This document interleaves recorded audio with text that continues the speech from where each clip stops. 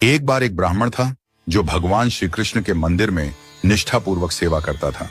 उसकी दिनचर्या में हर वस्तु पहले भगवान को समर्पित करना शामिल था, लेकिन उसकी पत्नी को यह आदत पसंद नहीं थी।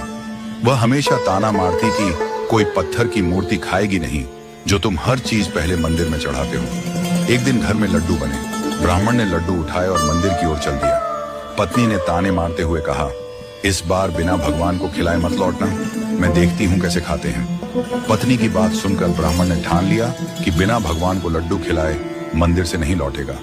मंदिर पहुंचकर उसने लड्डू भगवान के सामने रखे और प्रार्थना करने लगा, हे प्रभु, आज तो आपको इन लड्डुओं का भोग लगाना ही होगा। वह एकाग्र चित्त होकर बैठ गया। कुछ समय बाद मक्खियां लड्डू पर भिनभिनाने लगी। ब्राह्मण ने उन्हें भगाया।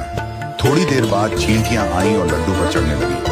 उसने उन्हें भी हटाया। कुछ देर बाद मंदिर के बाहर खड़े कुत्तों की नजर लड्डुओं पर पड़ी और वे अंदर आ गए। ब्राह्मण ने डंडा लेकर उन्हें भी खदेड़ दिया।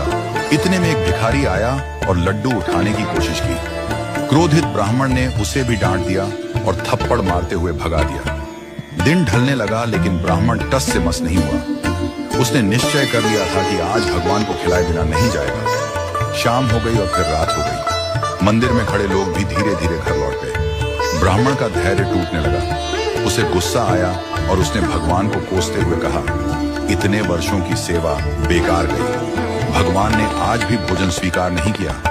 वह लड्डू बाहर फेंककर घर की ओर चल दिया। मंदिर के बाहर बैठे कुत्ते, चींटियां, मक्खियां और भिखारी लड्डुओं पर टूट पड़े। सबने लड्डू खा लिए। ब्राह्मण उदास मन से घर लौट आया। उसकी पत्नी ने उसे चिढ़ाते हुए कहा, क्यों, भगवान ने लड्डू खाए या नहीं?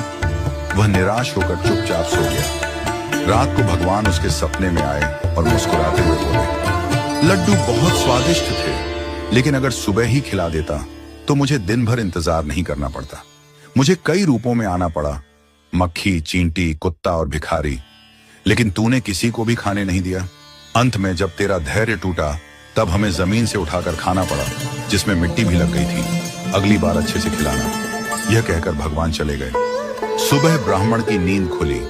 वह सोच में पड़ गया और उसे अपनी गलती का एहसास हुआ। उसने समझ लिया कि भगवान हर रूप में आते हैं, चींटी, कुत्ता, भिखारी, पर हम ही उन्हें पहचान नहीं पाते। तभी से उसने निश्चय कर लिया कि जो भी भूखा मिले उसे खिलाना ही भगवान की सच्ची सेवा है। इस घटना के बाद ब्राह्मण का दृष्टिकोण बदल गया। उसने हर जरूरतमंद को भगवान का रूप मानकर उनकी सेवा करना शुरू कर दिया। यह कहानी हमें यह सिखाती है कि भगवान हर रूप में हमारे बीच मौजूद